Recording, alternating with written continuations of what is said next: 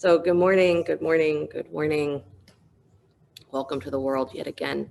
I'd like for you to start actually on your backs.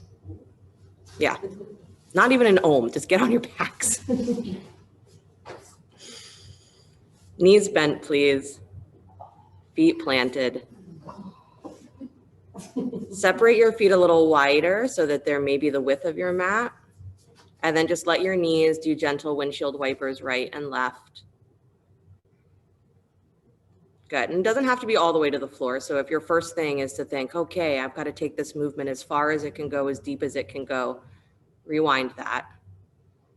And instead just feel your legs moving with your pelvis. Feel your legs as part of your lower spine, which is part of your middle spine, which is part of your upper spine, which is part of your neck, which is part of your head, which is part of your whole damn self. Good. And then come back to stillness, please. Bring the feet a little closer so that they're more hips width. And then just stay, knees bent, feet flat. Call this constructive rest. If you want to take the arms into any particular position, hands can rest on the belly is very sweet. If you're feeling a little need for comforting, it can be very sweet to take one hand to your belly, one to your heart. If you want a little shoulder opening, arms overhead, holding opposite elbows or wrists. And then I want you to just let yourself become full of breath. And by being full of breath, I mean that you feel the lightness of the inhale and the exhale, and you allow the heaviness of the floor to hold you. So you get very heavy. And there's nothing to do in this position except to be here. And that maybe that this entire week, this entire month so far, is can you stop and take a minute to just be here? You're not trying to get further. You're not trying to get away. You're not trying to get anywhere. You're just here.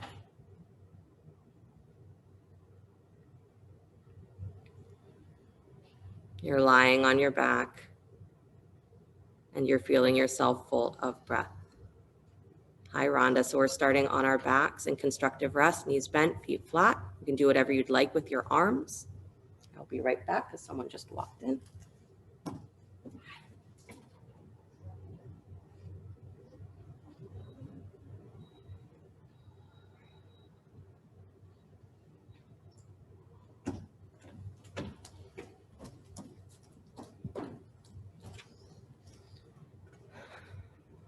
So my thought for you this week that I've been working on myself because the world continues to be a source of crazy is on refuge, right? That it's one of our practices that it said that when we are in a state and we don't know how to get out of it, right? We're stuck in our minds or we're stuck in our emotions. We're stuck somewhere. We don't know how to get out. We don't know what the right way forward is. We don't know how to either get it to go away or to feel better. We just don't know what to do. Refuge is one of the things that suggests it, which means that you run to an energy that is bigger. And you run to it so that you can dump all of that feeling somewhere, right? You're not holding it inside of you trying to figure out how to do something with it, but you run to something big and you dump it in that lap and say, I don't know what to do with this. What do I do? And in that kind of emptying process, right, you give it over. What will rise through you is some form of answer. It doesn't mean that whatever is causing the feelings is going to go away. It doesn't mean that the feelings are even going to go away. But it brings you to a place where there's space for something to move. And so if you haven't done that in the last several days or weeks or years, can you drop everything for a moment? Really drop into the floor. And really let your breath be something that's just happening, that you're not trying to breathe deeper into your belly, but you're letting the breath happen as big as it can, as big as it wants to be. Because we don't practice this enough, right? We can practice expanding our breath and we can practice meditation and we can practice lots of things that kind of convince us that we're holding it all together. But we don't do a lot of this, collapse into the floor. rest in the floor. We don't do a lot of stop restricting your breath and just let it flow very deeply. Not because you told it to, but because you stopped telling it to be limited. So drop everything. That's what it means to rest. And I know this position of the legs is probably not as comfortable as it was when you started. Stay. But what it means to be at rest is that you're able to keep that really deep breath, even though there may be something challenging going on. And that really deep breath doesn't come from always knowing this is what I should do, but it comes from feeling that whatever I am feeling, it can be held. It can be held by an energy that's bigger. But I have to run to that energy to feel that I'm held. I can't do it with just my mind. So a couple more breaths, drop into your lower back, drop into the back of your ribs, tops of thighs. Feel your breath moving as deeply as it wants to.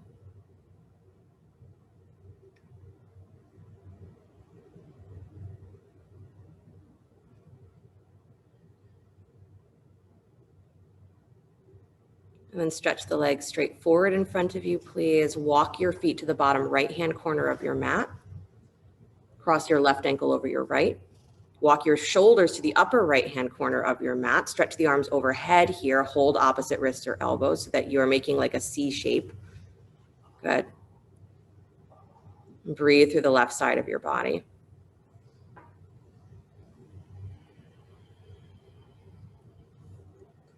I've been thinking a lot about or been reminded of a story that Krishna Das told or has told many times about his time in India with his guru. And the story is that he was there with, a number of other Westerners were at this ashram, Neem Karoli Baba's ashram.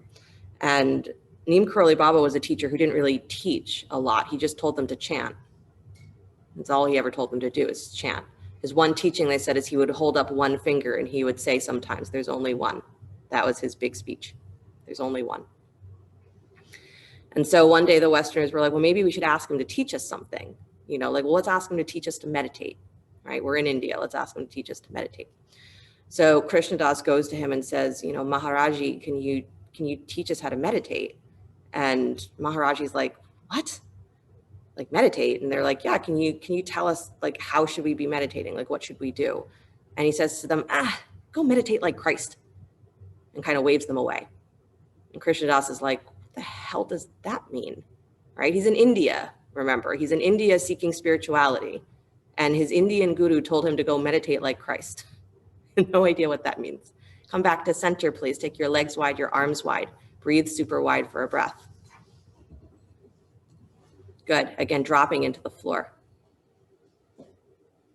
And then walk your feet to the bottom left-hand corner of your mat, crossing one ankle. Shoulders to the upper left-hand corner of your mat, holding opposite elbows or wrists. So again, you're creating that curved shape, but you're still relaxing through the lower back. So that right side pelvis, if it's curling up a lot, try and drop it back down and soften through the back of your ribs like there's still a weightiness there. So you're not pulling yourself into a C, but you're placing your body there and then letting it relax, expand, melt. Good. So Krishna Das goes back to the other Westerners and they say, well, what did he say? And he said to meditate like Christ. They're like, well, what does that mean? None of them have any idea. So they say, well, you got to go back and ask him. It's like, great. So he goes back to Neem Karoli Baba and he says, Maharaji, I'm sorry, but what do you mean when you say meditate like Christ? And Neem Karoli Baba goes silent and he becomes very still. He sits, becomes very still, and he closes his eyes. And after a moment or two, tears start to run down his cheeks. And he opens his eyes and he says he lost himself in love. That was the explanation, right?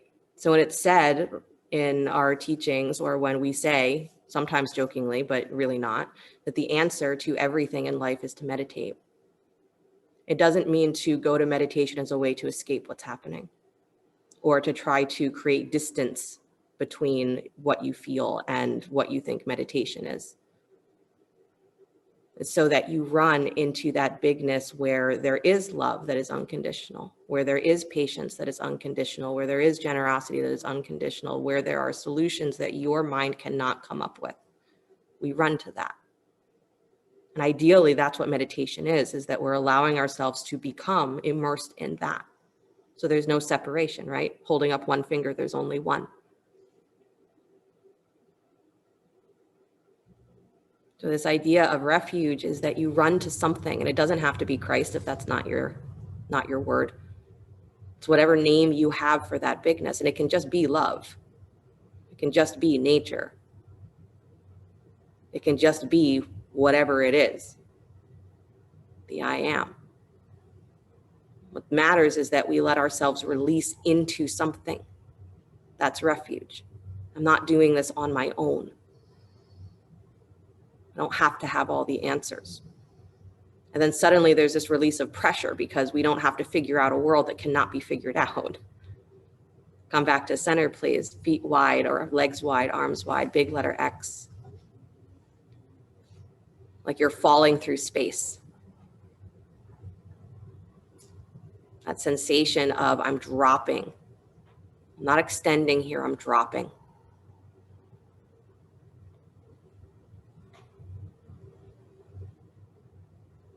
Good. Then bring the feet back together, please. Draw your knees in towards your chest. Lift your shoulders up, bring your forehead up to meet your knees, hug. Roll forward and back on your spine, maybe side to side, whatever feels like it is the nicest sensation. Good. And then using as little effort as necessary, roll yourself up to sit. Good. Cross-legged for a moment, bring your hands together at your heart, palm to palm. So from this feeling of dropping into something bigger, even though you're now seated, can you still feel that sensation of I'm letting my breath flow as deeply as it wants to. I'm not restricting it. So this is me emptying my mind into something that is bigger, even if I have no name for it. I keep emptying so that what flows through me is not what I think should be there, but what flows through me is naturally what my soul, what my spirit knows is the solution to my own doubts, my own fears, my own sorrows. And from there, we chant the sound of Om, deep breath in.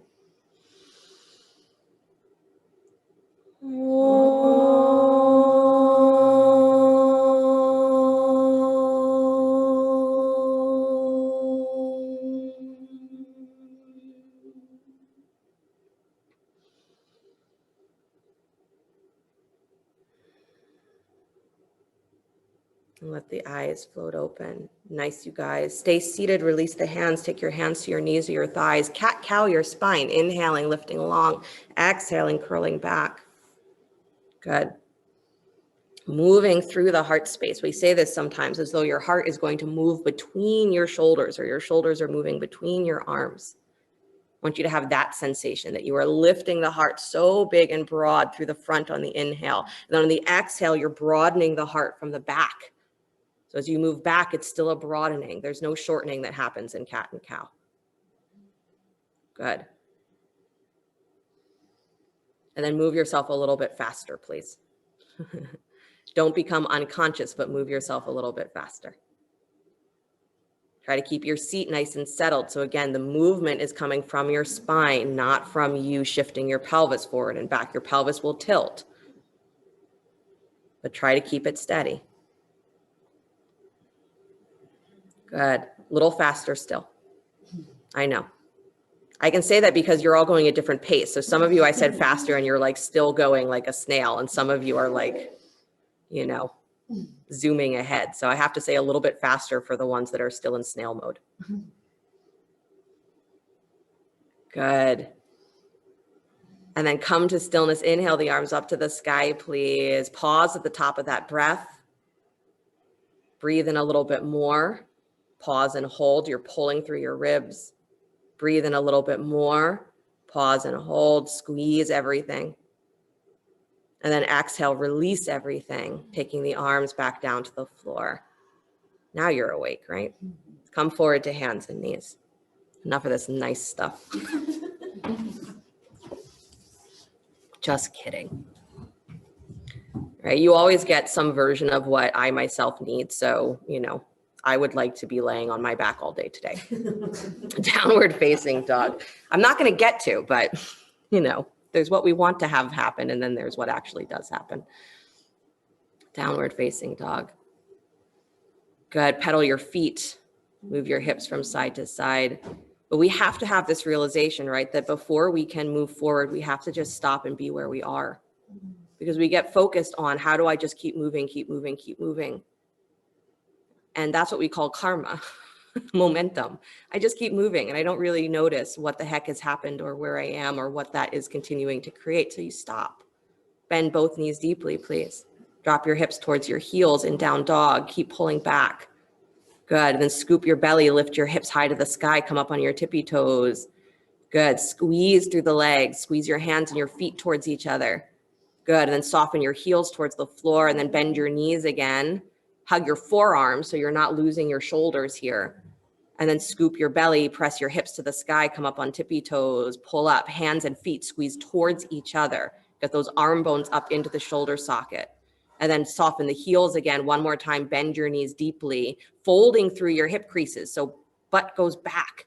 Nice, Jessica. And then take your butt to the sky. Have two Jessicas, one in the room, one on screen. You're both doing great. Hips high to the sky, pull up, heels up, squeeze hands and feet. Good. And then soften the heels towards the floor. Breathe out through your fingertips.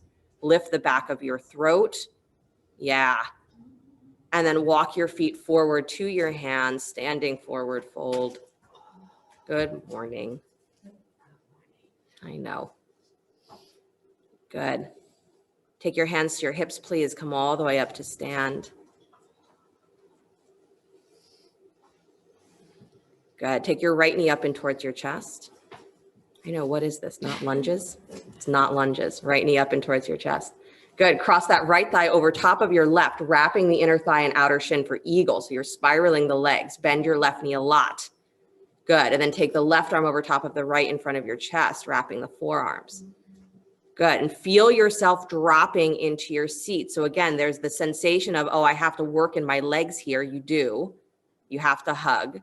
Draw your navel in and up and draw your ribs back. But there's this sensation of dropping. If you don't drop into your hips, this pose becomes harder to balance. Good. Draw your elbows forward towards your knees. Round your back. Again, get really big in the back of your heart, dropping the chin. And pull up through the back of your throat like a mama cat is pulling on the back of your throat.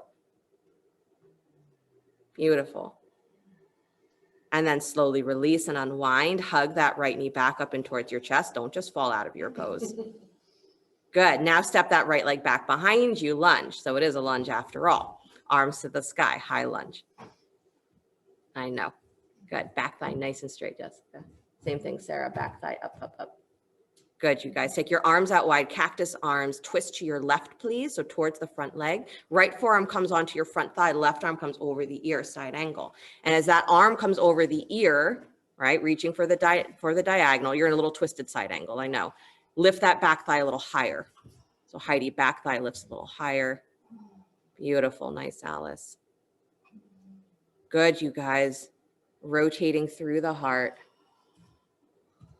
Beautiful. One more breath. Don't let those hips push out to the side. So Sandy, push your left hip in towards the midline. I know, we ruined it for you. Unwind your arms, please. Inhale, both arms to the sky. Good. And then release the hands down to the floor. Nice job. Both hands come inside the front foot, please. Drop your back knee. Walk your hands forward towards the upper right-hand corner of your mat. Separate your hands wider. Come up on your fingertips. And then you're doing gentle little push-ups. So as you exhale, again, you're dropping your chest towards the floor. Let your elbows go wide. And then coming back up on the inhale. And you're exhaling and letting your chest drop towards the floor. Good. So don't go into actual like gym class push-up mode where now you're controlling your breath and all of that as you're dropping. Right? So your hands are nice and wide so that you can feel your shoulders, your arms integrate. That's the purpose here, is not for you to just get strong, arms. It's for you to get that feeling of your arms being part of your chest and your chest being part of your back, right? Holding up one finger, there's only one. What does that mean? It means that everything that you do as a yogi is to bring you back to an awareness of how things are connected. Because our habit is to disconnect them. Oh, my back hurts is a problem, is my back. Oh, my neck hurts. I wonder where that came from. Well, what is it connected to? Good. Come back to stillness, please. Dropping down to your forearms completely if you'd like, or stay on your fingertips. Good. Again, a feeling of dropping, not collapsing, but where you are allowing there to be a broadness to your back body. You're allowing there to be a broadness to your pelvis. And these are subtle things, right? I'm saying it, and your body is maybe relaxing muscles that you didn't know you were holding tense. And you're like, oh, I didn't tell it to relax. And that's the point. Telling yourself to relax doesn't work very well. Breathing deeper and letting your body find what is spacious will cause relaxation. This is refuge, right? I run to something bigger that is not my mind directing how it should go. And then something happens. We never know what that something will be, but something happens inside.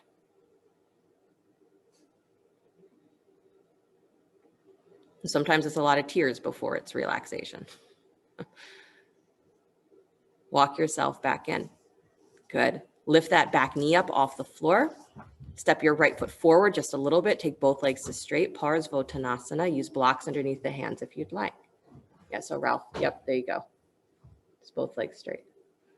Good. Sarah, separate your feet longer, forward and back. Dana, same thing. Longer stance, and then wider feet, right and left. Good, you guys. Outer right hip spins forward, please. Beautiful. Good, and then bend your front knee just a little bit like you're moving into warrior one. Good. And then press that front leg back to straight. So pulling your hips back and up, straight in that thigh. Good, and then bend the knee again, letting it slide forward. Yeah, and then scooping from your pelvis, draw back and pull up straight in that thigh. One more time, bend the knee like you're moving forward into a warrior one. So you're stretching the back leg, and then pull up through your pelvis and straighten that left leg again. Really reach. Good. And then right hand plants on the floor right where it is. Take your, or on a block, left hand comes to your outer left hip, but don't move it any closer to the front foot. Just keep it there. And then start to open your chest towards the left. Keep pulling your hips back and keep pulling your armpits forward. Keep your head looking neutral. So maybe don't look up at the ceiling, but look straight ahead or even look down. And don't lift the arm. Keep your hand at your hip. Yeah. Notice I'm not saying the name for this pose. It's none of your business. You're just lengthening your spine. Good. And then release that hand down to the floor. Nice job. Step back, downward facing dog.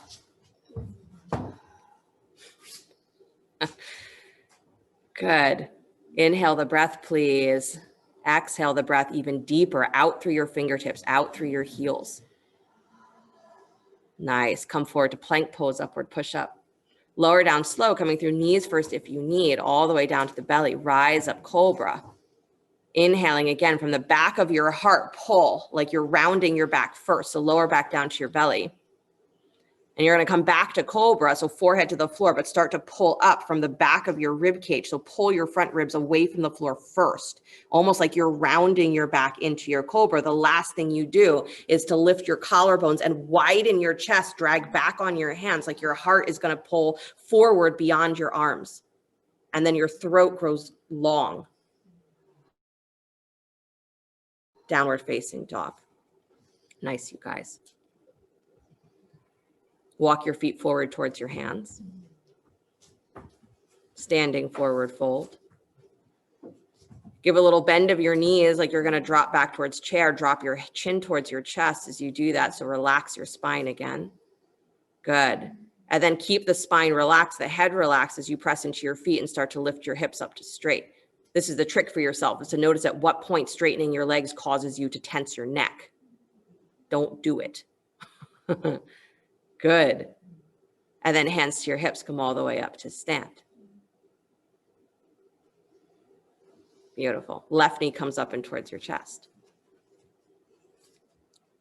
Good. Cross that left thigh over top of the right, wrapping the inner thigh and the outer shin for eagle. Bend your right knee, drop your seat. So you're squeezing into that middle line, but you got to go straight down with your sit bones. And then right arm comes over top of left in front of your chest, wrapping the forearms and dragging your lower armpits back so that you again have this sensation of widening through your chest, even though that's where the wrap is happening. Ribs in. Good. Stay vertical first so that you are getting that extension on your spine. Nice, Anju. And now bend your elbows. You're already bent. Bring them forward towards your knees. Bend your spine, round your back. My gosh. Come forward, elbows to knees, and then pull up through the back of your throat. So you're dropping your chin, but lifting through the back of your throat and then pulling those lower armpits down. Yeah. Decompress the neck. Good. Nice, Laura. Nice, Kristen. Nice, Melanie and Sydney. Come all the way out. Taking the arms out. Hug the left knee up and towards your chest. Try not to fall out of your pose. Good job. And then step your left foot back behind you to lunge. Nice, Alana. Good. Arms out wide, cactus arms, with the sensation that when coming out to cactus arms is not my elbows just falling, right? It's me bringing my chest wide and bringing those elbows down in a powerful way, right? These are the same arms that we do in goddess pose. So these are the goddess arms, right? Powerful arms. So those elbows come down, your chest is lifting. And then twist to your right, please, towards that front thigh. Left forearm comes onto the front thigh, right arm extends over the ear. Don't lose any of that sensation of power. So even as you're extending out, you're drawing the arm bone, the shoulder blade in towards the core of the back. So that triangular space from your armpit all the way around the back of your shoulder, draw it down and in. And then lift your chest open more and reach through your fingertips. Good. A powerful arm, not a reach that is pulling you away from yourself. Nice, Sue. A little deeper twist. You can go there. Good. I have two Sues too. And then come all the way back. Inhale, both arms to the sky, high lunge. Squeeze your feet together. I know, don't lose it. Good, Sandy. Good, Mark. Good save. And then release the hands down to the floor. Awesome. Both hands inside the front foot. Drop your back knee. Walk your hands to the upper left-hand corner of your mat. Take your hands wider up on your fingertips. And then again, you're breathing your chest wider. So you're bending the elbows, dropping the chest towards the floor, and then letting yourself lift back up. And then exhaling, dropping the chest towards the floor and coming back up. Figuring out where you run to for refuge that is not a sensation of running away. Again, that's the mistake that we make sometimes. We say, well, if I just meditate, then I'll feel better because I'm pushing this away. And we do say that it's a place where we make space so that we can see what we're feeling, how we're reacting. But it's not to separate the reaction from us, it's to understand it. So refuge is taking that one step further, is that you drop yourself into something that is able to hold that better, to be able to bring it back to a place where, okay, this is still the one world, this is still the one me, still the one us. So what needs to flow through me now to bring this back to balance? And maybe it is the acknowledgement that our mind has no idea what that is. Usually it doesn't. Mine usually doesn't. You drop into something big. And even if it's just a feeling of you being spacious, that's enough. Go ahead, come to stillness, please. Dropping down to your forearms completely if you'd like to, or staying on fingertips or using blocks are great. But a feeling of dropping. Feeling of widening through the upper back. Feeling of widening through your pelvis. Maybe even a feeling of just heaviness moving through the hip crease so that the thigh actually feels like it is stretching here.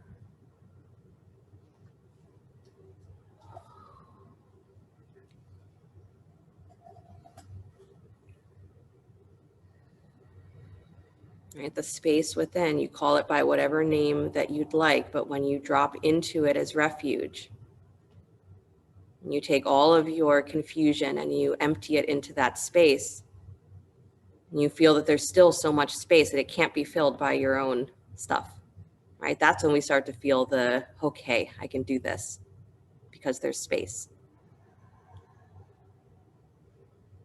right? I can keep getting up and smiling. I can keep getting up and being positive. I can keep getting up and doing what needs to be done.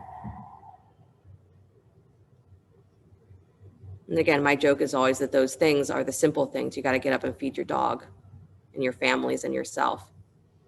You got to clean your bathroom. You got to brush your teeth. Start with that. Then see what else needs to be done. Walk yourself back up, please. Tuck your back toes, lift your back knee. Then step your left foot forward just a little bit. Take both legs to straight, Parsvottanasana. Use blocks underneath the hands if you'd like.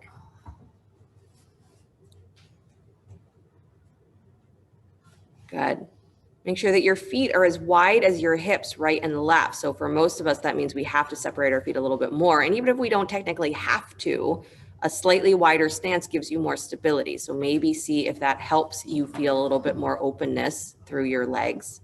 Heidi, just watch that right hip doesn't spin forward. Pull it back and in. There you go. Good. And then bend the front knee like you're moving towards warrior one. Yeah. And then pull back through your pelvis, press into your feet, scoop your belly, and straighten that thigh again. Good. And then bend the knee again, letting your pelvis move forward. Try to move that left hip forward as well. So don't just let the right hip cock forward, right? Whole pelvis moves forward. Good. And then start to straighten the leg again, pulling the hips up and back. One more time, bend the knee, let your pelvis move forward, let yourself soften. So you're still pulling the thighs apart. Good. And then straighten the leg again, pulling the hips way up and back, dropping your chest. Good, you guys. Nice, Allison. Pull back, tops of your thighs, thigh creases, pull back. That's it, Allison. Good. And then left hand comes to the floor or a block underneath your shoulder is great. Right hand comes to your right hip. Pull back. So let that hand help that right thigh crease pull back and wide. Good. So that means your outer left hip is going to spin forward a little bit more. Nice. And then you're lifting your chest up. So it's like your shoulders are in line with your hips. And then start to twist open towards your right, but keep pulling your spine long. So again, Heidi, push that left hip higher and wider. Yep. Good, you guys. Just long spine, just the hips moving back and the shoulders moving forward. And there's a little bit of a opening of your chest towards the right. That's all. Chin is neutral. Gaze is neutral. Good. There's nothing up on your ceiling that's more exciting than what's straight in front of you. I guarantee. And then slowly release the hands down to the floor. Now watch one of you tell me like, no, I have this beautiful mural on my ceiling, and stop. Downward facing dog, please. If that is the case, then see the mural in your mind. Don't crane your neck.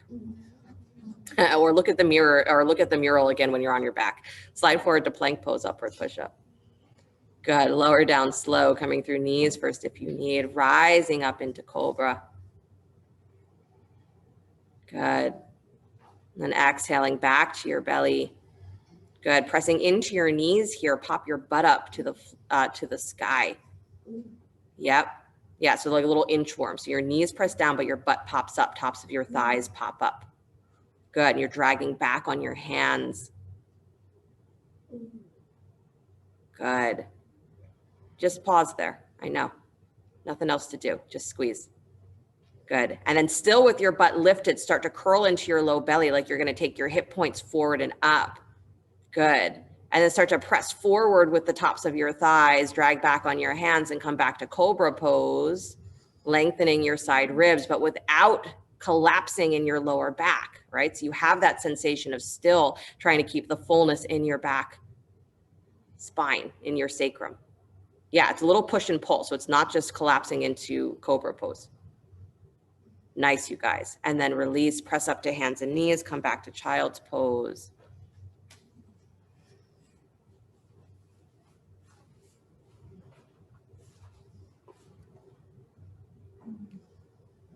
I've been joking perhaps too much lately, saying things like, just consider the meaning of your existence here. But that is what we do, right? To go back to that awareness that there's only one means we have to consider the meaning of our experience. We have to consider the completeness of our experience. We have to consider how that is fitting in with the completeness of the experience of every other being that exists.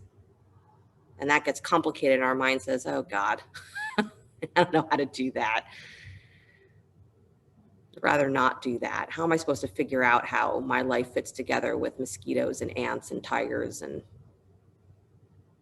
people who make me crazy? How am I supposed to do that? We don't know. So we run to an energy or to a place where that oneness is not something we have to think about. It's just felt. That's refuge. I run to a place where I don't have to think about how to be whole. I can just feel held and be whole. And if you don't know where that is, that's why we practice. That's why we say meditate, because meditation is one of our best tools to get us to that experience. But even that takes practice. Even that requires you to sit and be where you are before anything else can happen. Walk yourself back up to hands and knees, please. Good. Come back to downward facing dog. Tuck your toes, lift your hips. Step your right foot forward between the hands, lunge. Walk your hands inside the front foot. Walk to your left until you come to the center of your mat. Turn your toes. Prasarita Padottanasana. So toes are paralleling the short edges of your mat. Legs are wide. Good. Hang for a moment. Hold opposite elbows. Sway from side to side.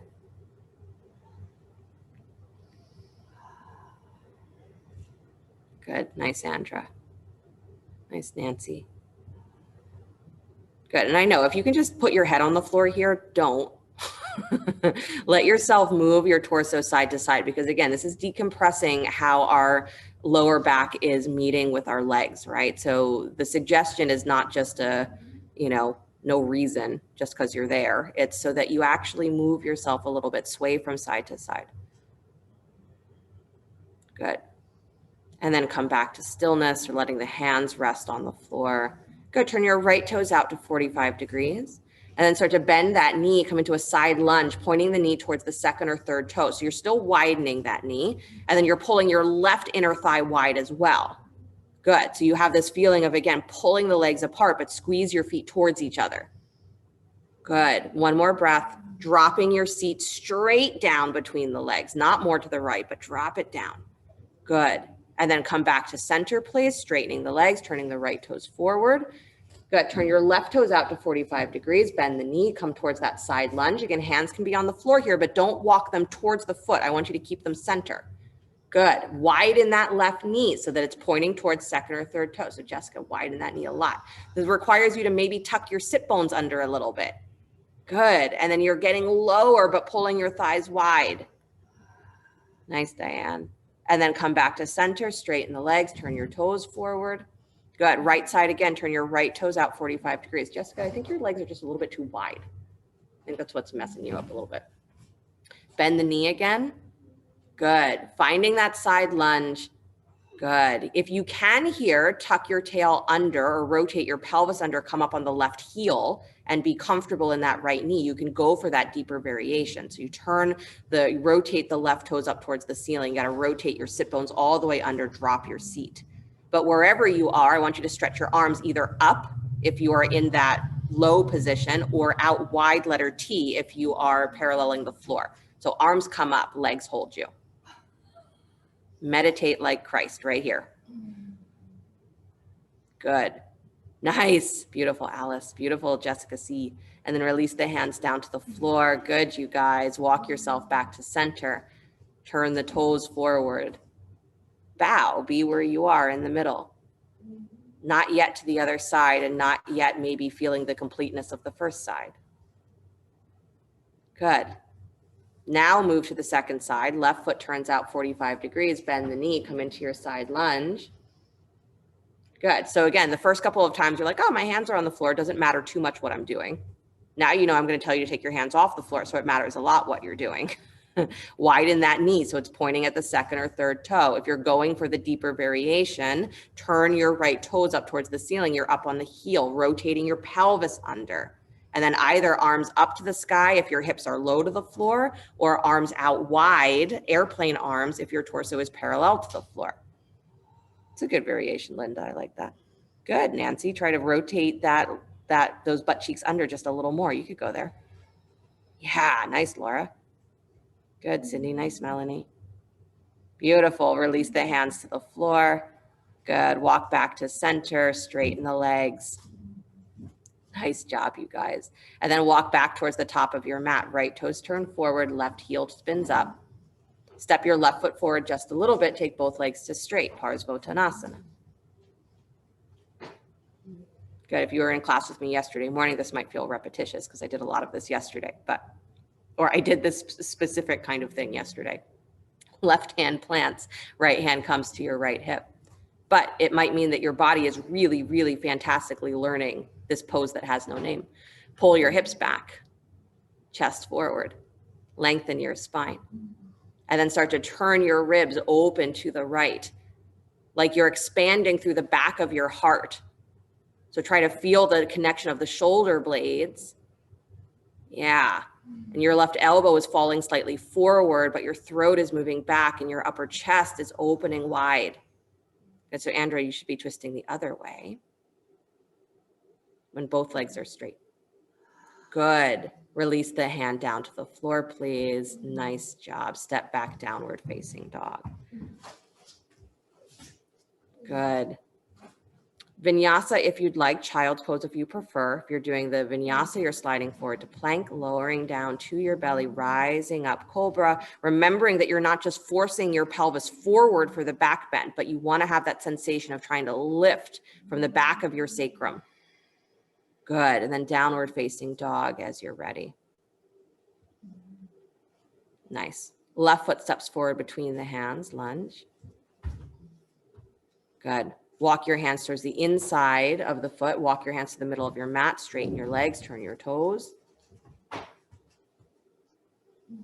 And then bend both knees. Drop your hips parallel to the floor. Walk your hands forward like you're in a bent kneed down dog sort of thing. And cat-cow your spine. Good. I know it's tricky in this position. There's a lot going on. Don't move fast in this cat-cow. So some of you are like, again, going 1,000 miles a minute. Don't go fast. But feel the completeness of how you are moving your spine. That one breath is allowing you that you're capable of touching everything with one breath. Because we're told that energetically as well, that with one breath, you touch the entire world. So that concept of how do I find wholeness, how do I find oneness when things seem to be all over the place, is you connect to what is not through your mind, through your breath, you feel it. And through meditation or through running to the energetic experience of bigness, we find that. Good. Come back to stillness, please. Stretch the legs to straight, arms to straight. Wide-legged downward facing dog. Maybe you walk your arms even further forward.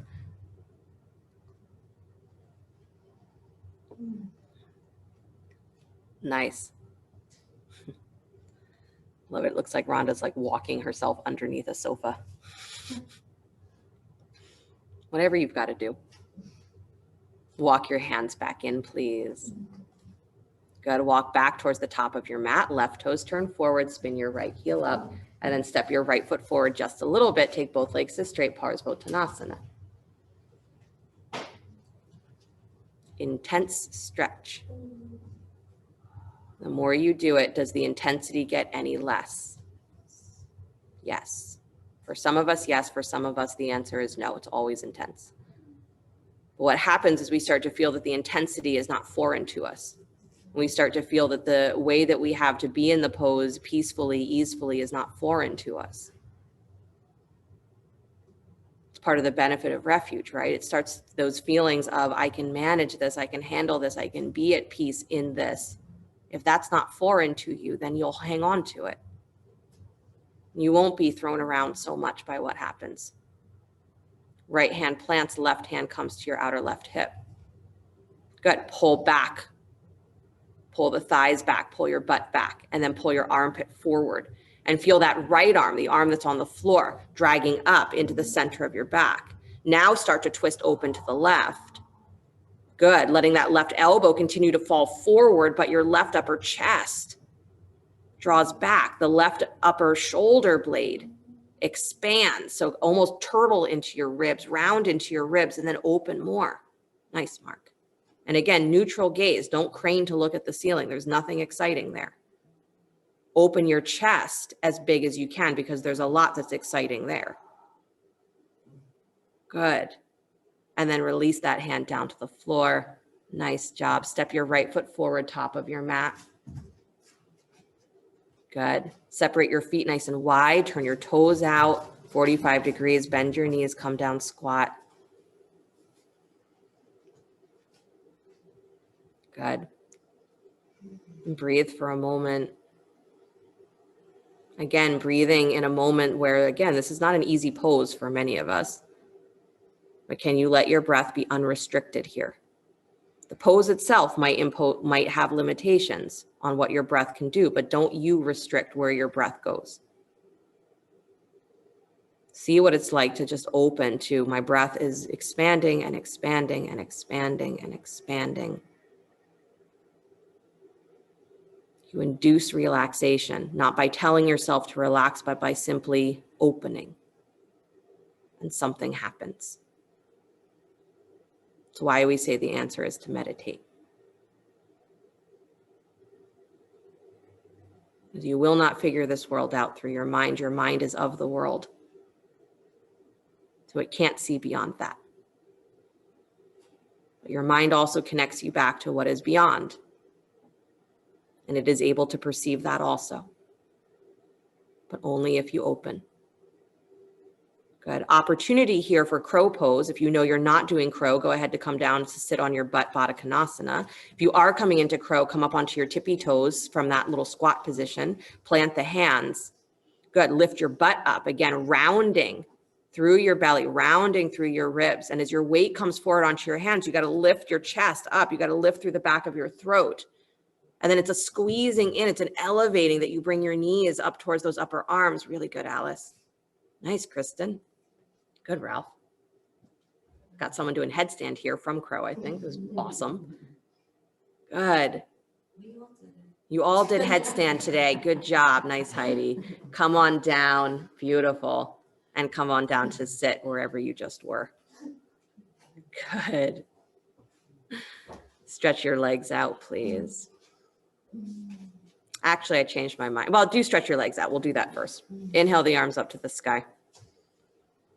It's nothing exciting. It's just a forward fold. Bow forward, please. Paschimottanasana. I shouldn't say that. Every pose is exciting. Good. And then holding your feet or your ankles or your shins, hold something. And as you're holding, so you have something to push against, dig your heels down. Good. So Allison, I like where you're at. Just maybe hold the outside of your legs. And you can dig your heels down and back just so that, again, you've got something that you can dig into your heels and then press your butt back a little bit more. So you're working your hamstrings from there. Good. So hang on to something and then round your back a lot. Good. Yeah, but don't push through the back of your knees as you round your back. Nice. So you're rounding, you're hollowing, and feel that hollowing go all the way down into the space of your sacrum. So you're hollowing from the lowest point of you. Maybe even feeling like your front hip points, that bony part of the front of your pelvis is narrowing in. And you hollow. Good. And now keep that sensation, but let your spine extend from your armpits, start to reach forward. And from your thigh creases, press back and come back to your forward fold. So your armpits are extending forward, your thigh creases are pressing back, and your middle ribs, your middle back is staying completely in that hollowed feeling, completely in that full feeling. And then the back of your throat lifts up, which is going to take your shoulders away from your ears. And your armpits are dragging forward, but your shoulder blades now hug towards the center of your heart. The back of your heart is hugged. And suddenly there's space in your back, hopefully. And then release. Come all the way back up. Good. Scoot forward on your mat a little bit more. If you have a bolster handy, grab it. I didn't think of this before, so, didn't warn you. So if you have to go, 16 rooms away to get a bolster, don't bother. But if you have something around you, go ahead and take it behind you so that you're sitting with your lower back to the bolster. The bolster should be long ways. And again, if you don't have one, you'll be fine. Scoot forward, knees bent, feet as wide as your mat. Drop your knees over to the right and then walk your torso around so that you are facing the back of your mat. So you're coming into a little twist. So you're walking your torso around, knees drop to the right, walk your torso around same direction until you are facing the back of your mat on your forearms. So this is, again, where if you have a bolster, you can lay your side body or your belly on the bolster. If you don't have a bolster, you're resting on your forearms or letting your elbows go wide, forehead to the floor. Good. So you're not laying backwards on your bolster, or at least that's not what I'm suggesting. If that's what you're just going to do. You're good, Laura. You're good. Yeah. Good, you guys. Breathing through the outer hips, the outer thighs.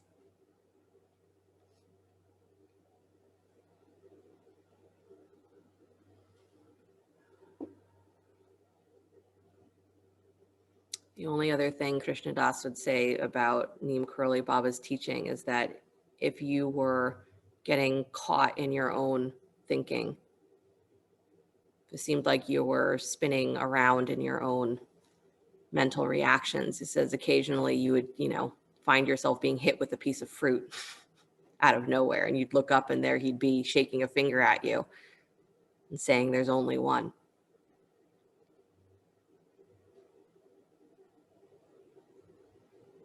The energy of love is that same energy that taps us on the shoulder or gives us the little, knock in the head that says, hey, don't get stuck there. Whatever it is that you feel it, but don't get stuck there.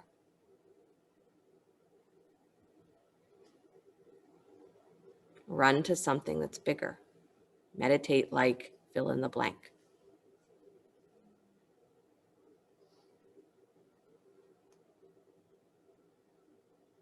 Because there's an endless source of that wholeness. That's what we're given as the foundation for these teachings, is that wholeness is endless, unconditioned, and there's nothing that can happen in the world that is more than that, or that can truly disrupt that.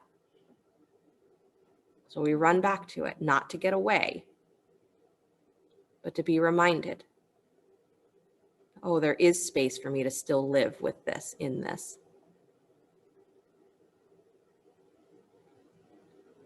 And this can be defined as any moment of your life, any experience.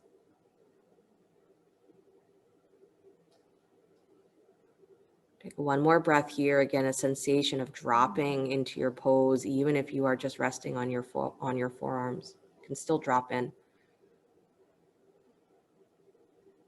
And then slowly bring yourself back up to center, please.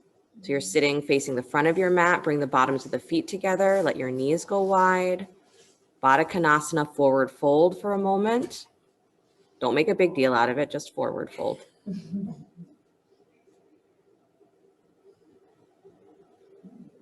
Right. It's another funny Krishna Das story that has to do with him being in that state of like, how do I serve? Like, what do I do? Where they had someone who was visiting, someone important was visiting, and he got to sit in with Neem Karoli Baba and, was thinking to himself, like, about serving this person tea. How do I serve? How do I serve? How do I serve? Walk yourself back up, please. Take your feet flat to the floor again, knees up as wide as your mat. Drop your knees to the left, come into your twist the other way. So the knees drop to the left, you walk yourself around, same direction, until you are facing the back of your mat, resting on your forearms or a bolster.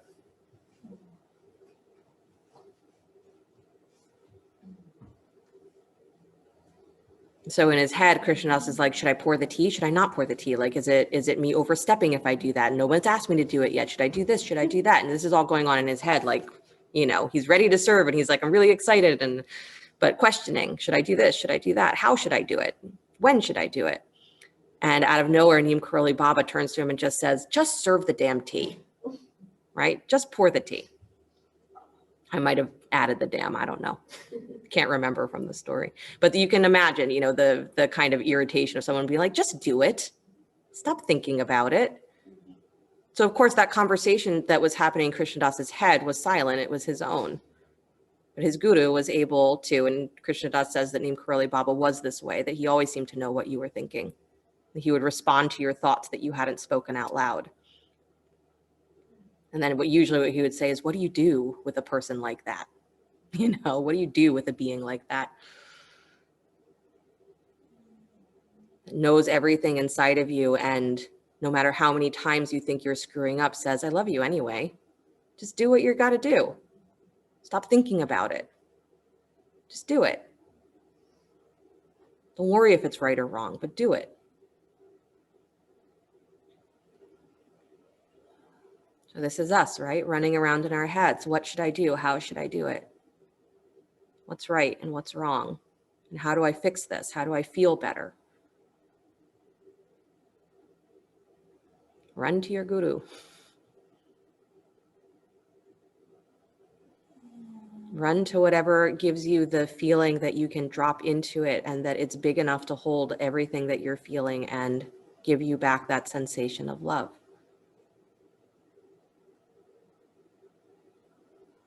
And if there is no name for it, then there's no name for it. All the names are the same anyway. That's what yoga says. They're all the same name.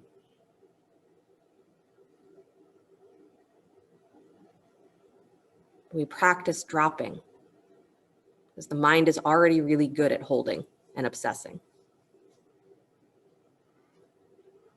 Refuge. I hide myself in that bigness so that I remember that that endless love is me too. I'm not different from it. Which means that I can carry it with me through this life or any life. And I am never doing this on my own.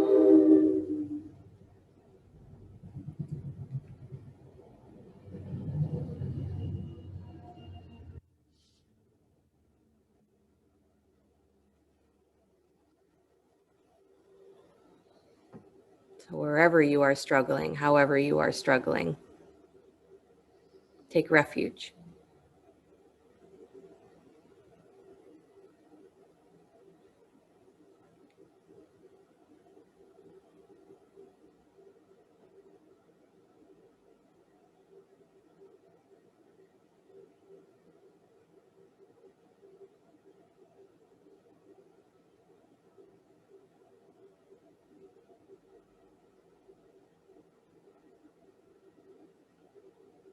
Take one more breath where you are. Again, dropping your weight as much as you can.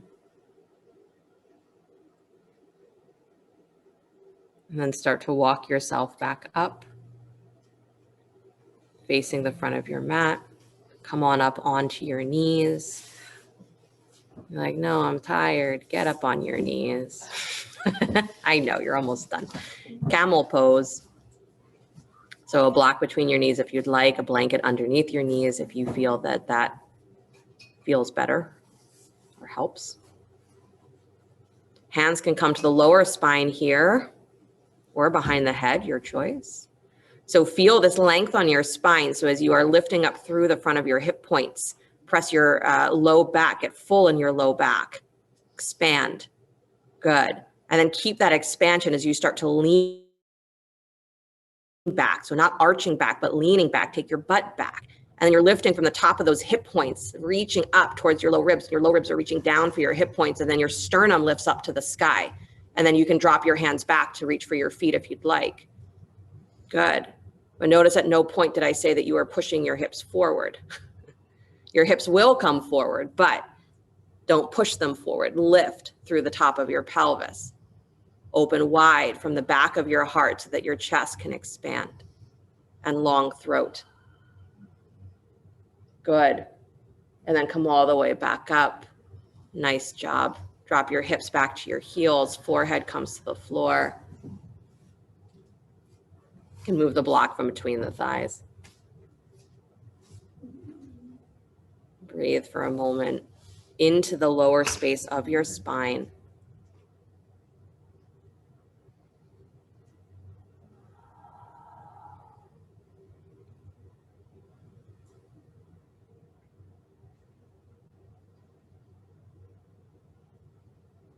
And then slowly find your way onto your backs, please.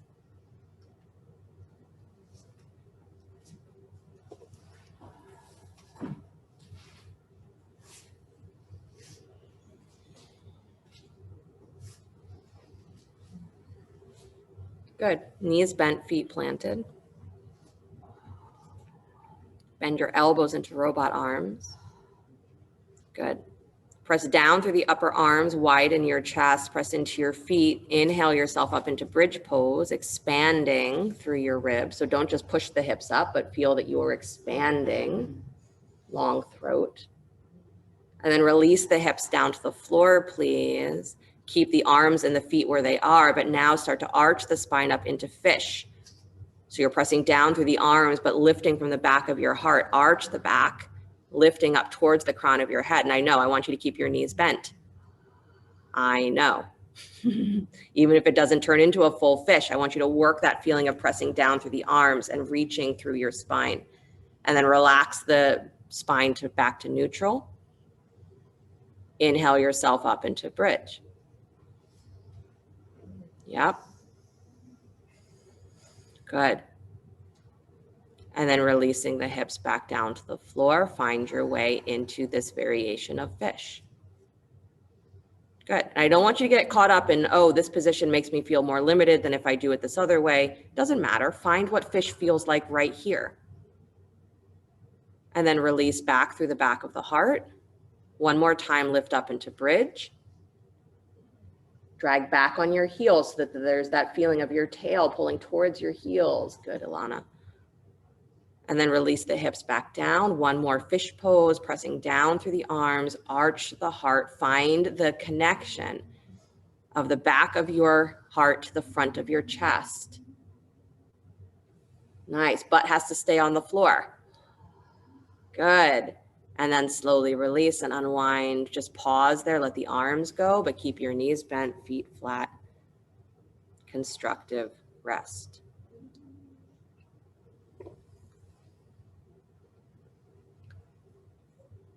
I have been saying that it is funny that, we teach constructive rest, but we never really let you do constructive rest because you're meant to hold this position for an extended period of time for it to really have its benefits.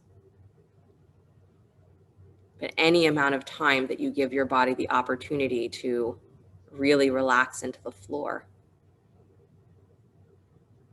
to simulate that sensation of I'm being held.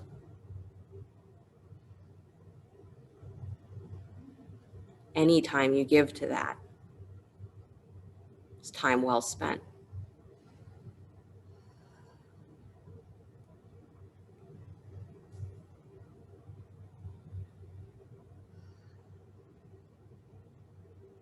One more breath, drop yourself deeply in. Then bring the knees up towards your chest, please. Again, doing a little massage for the lower back, so rolling forward and back, side to side.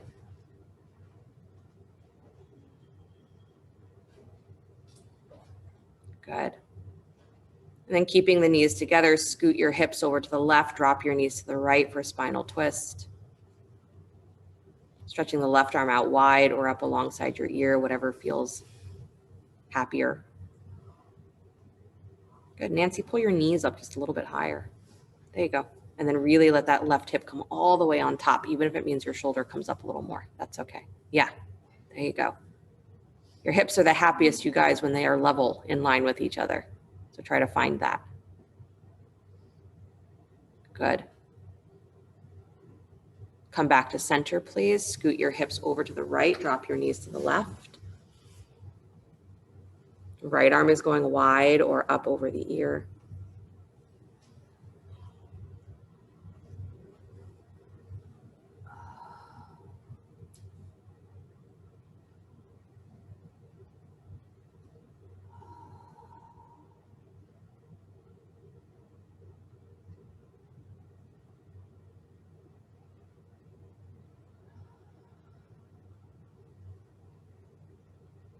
And then come back to center, please.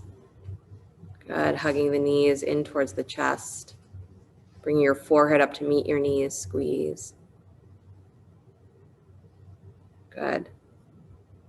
And then slowly release, unwind, taking the legs out in front of you, arms alongside you for Savasana.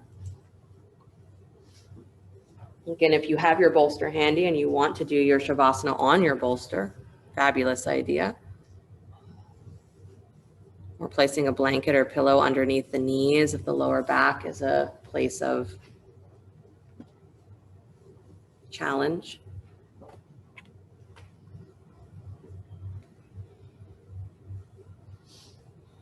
Can you in your Shavasana use this as an opportunity to meditate like fill in the blank?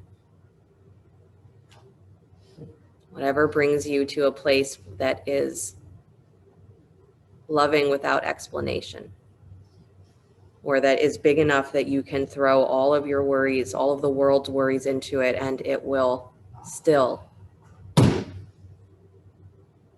have plenty of space. Or just let yourself breathe as deeply as your breath wants to go, no restriction.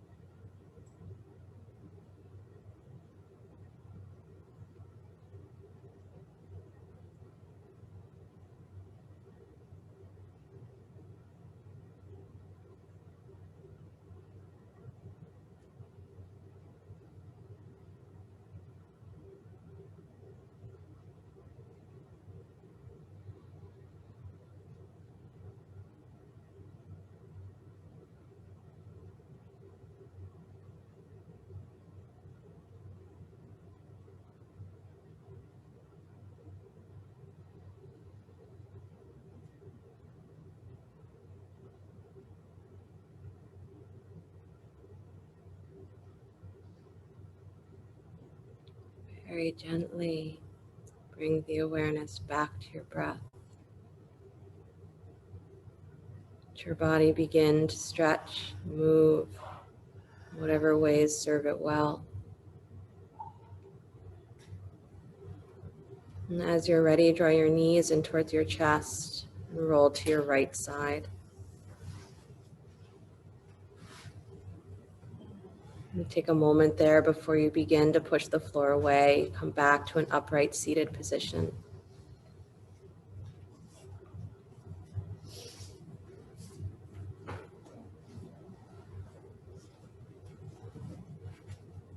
Hands coming to rest in front of the heart center, palm to palm, or whatever mudra has been serving you well. But if your hands are together at your heart, reminder that this is Anjali Mudra, which we translate roughly to, how may I serve? So at any moment you're asking, how can I serve this situation or this experience that maybe makes no sense to me at all? How do I serve? And we're just like Krishna Das with that. Do I do this or do I do that? I really want to do this or I really want to do that. I want to be useful. I want to be helpful. What do I do? What do I do? What do I do? And then there's that voice or that piece of fruit that hits you that says, just serve the tea. Just be the voice of peace. Just be the experience of love. Just be. So we have to feel everything that we feel. And then we also have to be reminded that there is so much space beyond that, that what we feel can take us back to that experience of love that is so much bigger, so much deeper. And we run to that. We run to that so that what we then serve, what we carry, is that energy in what we say and what we do. So it is the only answer that we ever have. But especially when we are confused, you run. You run to your practice, to meditation. You run to whatever source there is that feels to you like love, that is bigger than anything the world can throw at it. And you absorb yourself in that. You remind yourself that this is in you. This is flowing through you. And everything else might still be there, but you are still, always, breathing that source of love.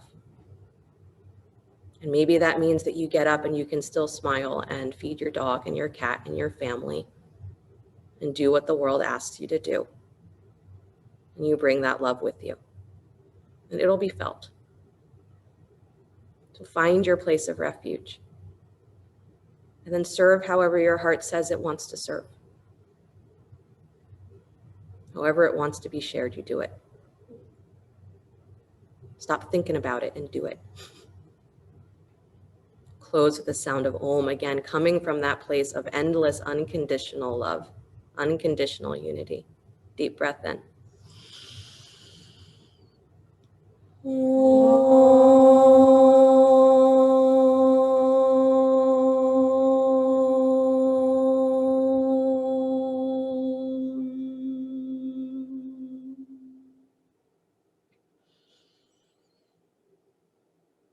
Sliding the thumbs up to the space between the eyebrows. Namaste, everybody. Namaste. Thank you guys so much. Have a great rest of your day, great rest of your week until I see you again. Heads up, my Monday yoga mechanics class tomorrow, I believe, is the last Monday that we're doing it on Mondays. Then we're moving it to Thursdays at 4:30. So if that's exciting to you, that'll be happening, I believe, starting the 21st.